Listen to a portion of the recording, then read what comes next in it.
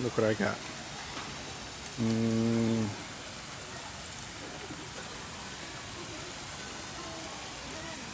I'm starting this video out in Sangenjaya Park. And yeah, this will be part one, I guess. Alright. Finished my ice cream. It's pretty good. Now I'm chilling outside of one of your favorite vehicles. Hopefully you'll hear it here soon. I'm sure you'll know what it is as soon as you hear it over in Sangenjaya Park. But it's a little dark. But yeah, I'm just walking around today. I just met with Kyle, got some film developed. Hopefully it's not too dark, but yeah, today's just a day of walking, buying some film, getting ready, thinking through some things with the camera, trying to think of some business plan ideas for this position that I applied to. Talked to the owner of a photo studio, video studio,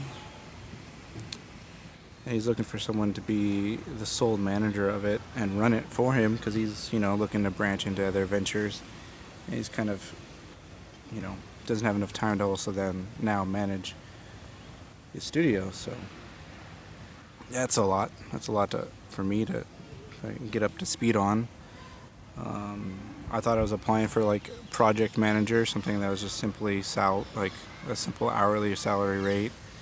I handle projects as they come, but you need someone to do everything, which, if it works out and then if my numbers work, I'll have a decent livable salary here. That has a very high ceiling to it, because he says I can do whatever I want with the company, or with the studio, like anything. So, of course, I'm thinking of other things to sell to potential customers, especially like fashion brands and smaller companies like that might come in regularly for product photos. And we went to school with a bunch of graphic designers, so I'm hoping to include some other things that can help other people get some freelance work through me. But fuck, it's a shot in the dark. And if he says no, hopefully he'll at least want me to keep in touch in case someone else takes over and they just need a photographer or someone else to help them. I can definitely do the photography part. It's running an entire studio, something I clearly haven't done. But managing and project managing and problem managing is something I have done, so we'll see. And then just other new stuff. I got a new flash for my camera. It is super retro, very retro looking, but it works on my digital camera too. And based on the photos I've seen, either online or through a friend who's used them for portraits, this flash is super sweet. I love the film color grading, but one other aspect of I guess maybe more early 90s, but the high contrast photos I really like too. So seeing that with film coloring I really like, and this flash unit will give that to me. And I think everyone else right now too is in that vibe of film high contrast flash. So I'll also get to make something that the market kind of is also currently liking, I guess. Yeah, that's pretty much all that's new, man. My mind's really racing with this freaking project or studio proposal on how to run it.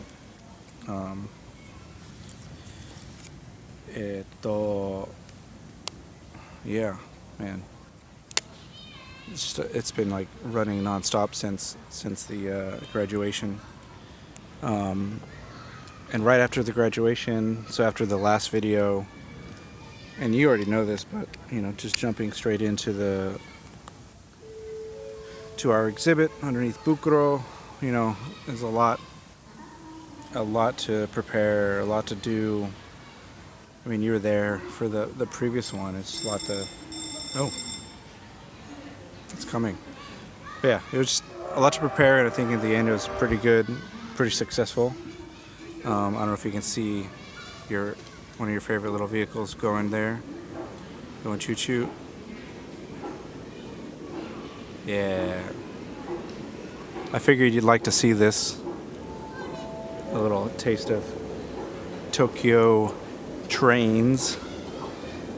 Maybe in the next video I'll have to go out to Yokohama or something and find your favorite boat. Fuck, I forget what it's called, but that giant ass boat. I know where it is. Don't remember what it's called, but I know where it is. Yeah. And I was a little surprised, you showed me your room and your house and stuff, but I was expecting not to see any wall. I was expecting only paintings. Not an inch of wall showing. Kind of think you need to step up your game on throwing your paintings on the wall there. But yeah.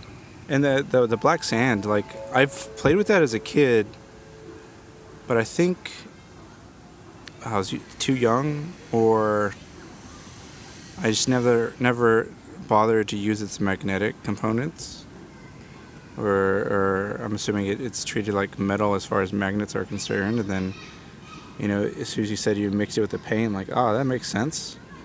I had a bottle of that in an old Coke bottle and never really used it for magnetism. I just thought it looked cool. So yeah, that was a super nifty way to hang up paintings. And I wonder if that'd be I don't know if it'd work super well, but like, yeah, what if you had an art gallery that only allowed magnetically hung paintings and work, and then the whole walls and stuff were covered with, that kind of paint mix? Like, how viable is that in the long term? Is there less wear and tear? No nails needed. Thicker work, so it'd probably be too hard. It'd have to be papered, canvas. Unless, yeah, there'd be custom framing, but, frames could be made with magnets and light enough possibly to be hung on like a really well done wall like that. But, oh, there it is again. Somewhere. It's coming back. Oh, it's not in frame yet, but it'll be there any second. There it is.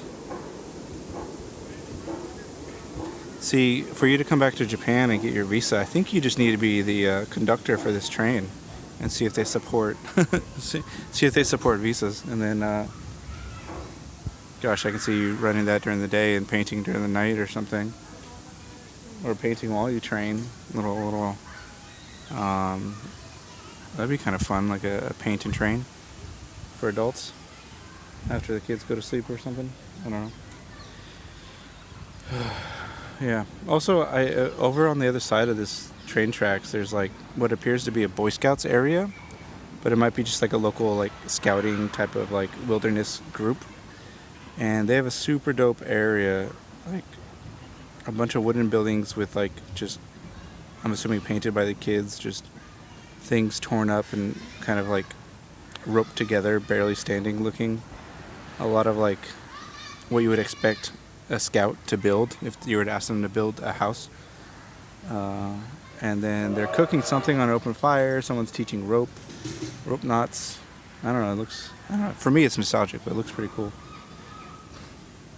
And it's nice to see that I don't think it's tied to the Boy Scouts, so that's, for me, kind of nice. As I grew up, I don't know if I really care for the organization of the Scouts and all the, dumb shit they've done, bad shit, but I do appreciate what they offer to the community, And, okay, yeah, you had a question about your magnetic dancing skeleton thing, which I thought was a clock, but I don't know if it's a clock. The headpiece. At first glance, I'm going to say what I thought of it as first glance, because I think without touching it, I don't know if I'd be able to tell what material it is, but it seemed like some type of burnt plastic, like melted plastic. Or, yeah, because plastic would be brittle enough that maybe you want to do a backing for it. Or maybe like a thin glass. Like you took some like painting container and just like melted it down afterwards. But I don't know if that makes sense, because you reuse your painting containers until they're covered with nothing but paint and probably can't open or something, and then you finally replace it. But yeah, that's my guess. It's some type of melted down plastic bottle, PET bottle, or potentially a glass bottle, but I don't know. I don't think it'd be glass. Yeah. And speaking of which, I'm collecting the coverings of my PET bottles. As you recycle them, you're supposed to uncover them. And I'm taking those coverings and I'm actually like combining them and flattening them into a solid like sheet to be used for some art. And I'm gonna have to pause the video as someone awkwardly walks by with their dog. Okay, and I'm back. I guess I could have just kept recording because like I'm zoomed in on my face anyways. I'm holding my phone like someone in their 70s trying to make a phone call on the train. But yeah. And thank you for the kind words about the graduation and stuff and the text about the exhibit. I definitely appreciate it. As you mentioned, it all become a blur, but I think all the right people reached out and said congratulations, so I just gotta focus on that. Not everyone can be here, but it doesn't mean they aren't here in some amount of spirit, right?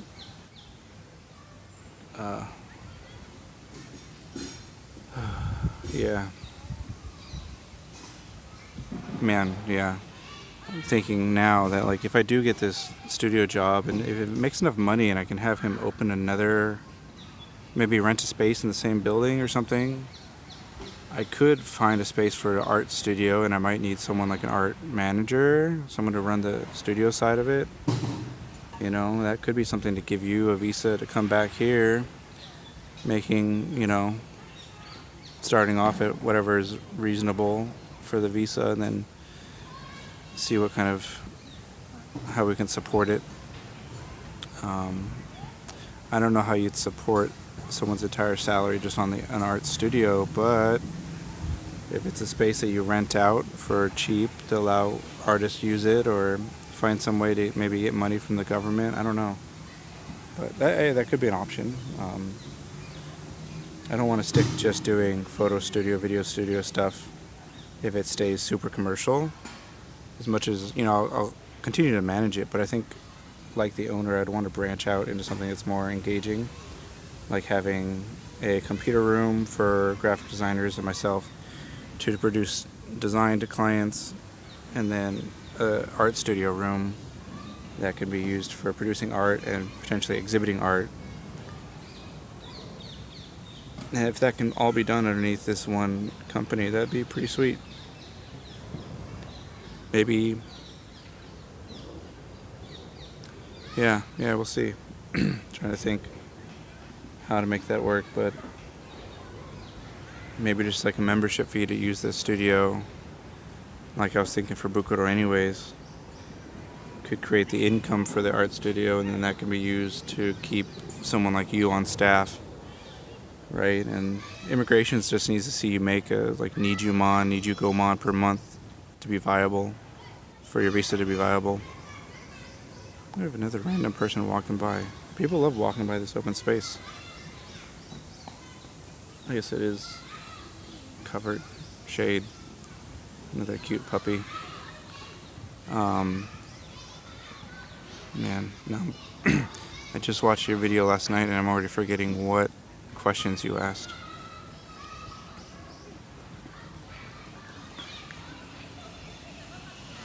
Oh, it was good to see the other painting. You showed two of them that I haven't seen, but one I saw something similar of from before. And then the horse bridge, I didn't realize how common that was. I thought those were destroyed. I don't know. I just only see them in the movies. So I guess part of me assumed that that's antiquated tech, that they were just replaced by bridges for cars that horses could also potentially use. It's kind of nice that you keep finding them, though, that there's many. It's kind of cute, kind of. And I don't know if you get a chance to. It would be fun if you were to tag one up a little bit. Maybe just add Japanese translations to all the words you find on those. Like the what do you say? It said food or it said to eat or something like that. So just put tabemono or taberu, something like that underneath. Make sure that it's bilingual for the potential Japanese student that for some reason goes to school out in random states. I always find it wild when people say, oh, they went to like Iowa or something for school. I'm like, why? What school is there? Or what?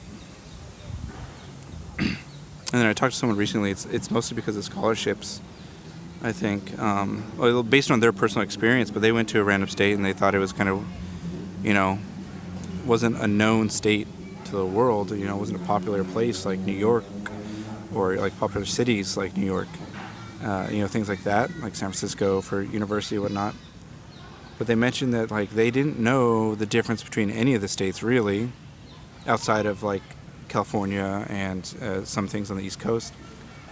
So they just picked whichever one gave them a good scholarship because it didn't really matter.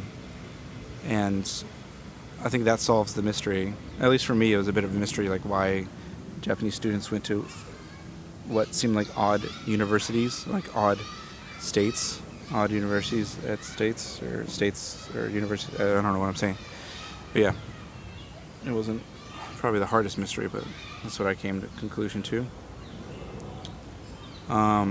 We got to figure out a game we can start playing, like guess the number, but that doesn't really make as much sense.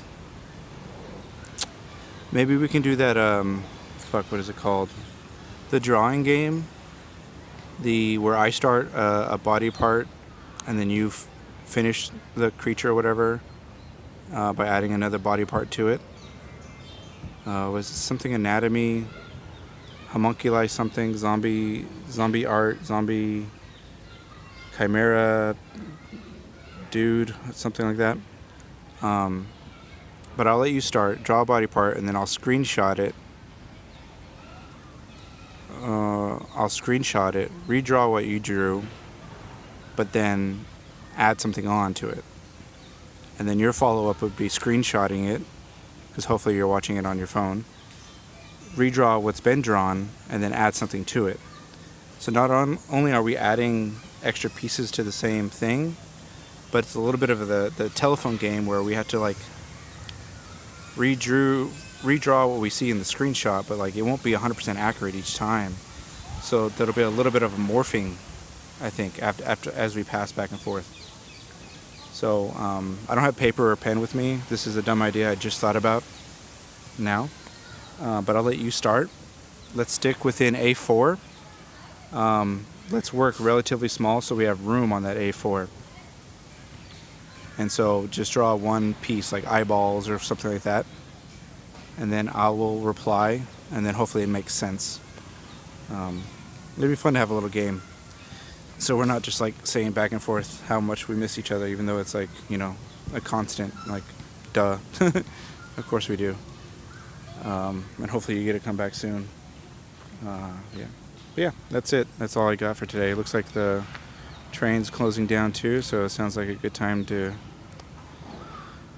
end the video, and maybe I'll go grab some meat. I've been craving some pork recently. I don't know why, but I think I'm going to be porking across Sangenjaya today. All right. Mata ne.